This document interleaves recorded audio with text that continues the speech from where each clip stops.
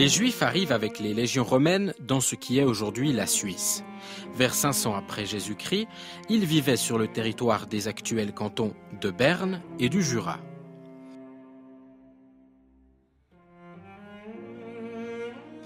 Au Moyen-Âge, la situation des Juifs ne cessa de se dégrader.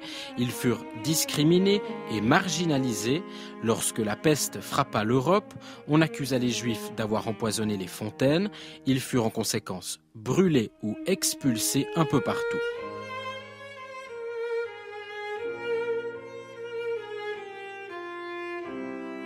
À la fin du XVIIIe siècle, Lengnau et Endingen étaient les seules villes où les Juifs avaient le droit de s'établir durablement, sans jouir des mêmes droits que le reste de la population. Concitoyens protégés, ils ne pouvaient exercer d'artisanat ni posséder du terrain.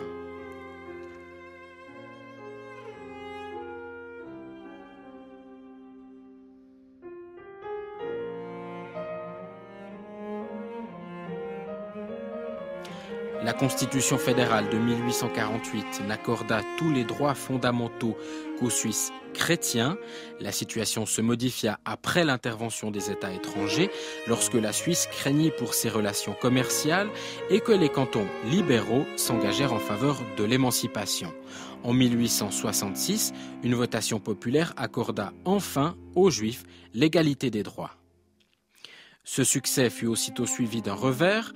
Peu après l'obtention de l'égalité des droits, on interdit aux Juifs l'abattage rituel. Cet interdit s'explique certes par la protection des animaux, mais l'antisémitisme latent n'y est pas pour rien. Vers 1900, une vie riche se développa dans de nombreuses nouvelles communautés en Suisse. En 1897, le premier congrès sioniste eut même lieu à Bâle. Partout, les Juifs suisses stimulèrent fortement l'industrie, la broderie en Suisse orientale ou l'horlogerie en Suisse romande.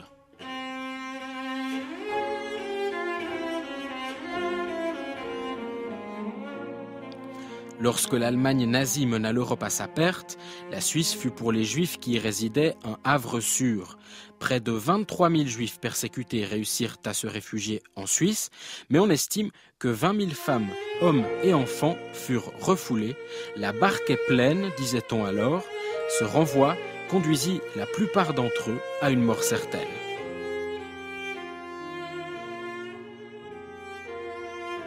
Après la Seconde Guerre mondiale, la Suisse s'est généralement ouverte au pluralisme et aux minorités.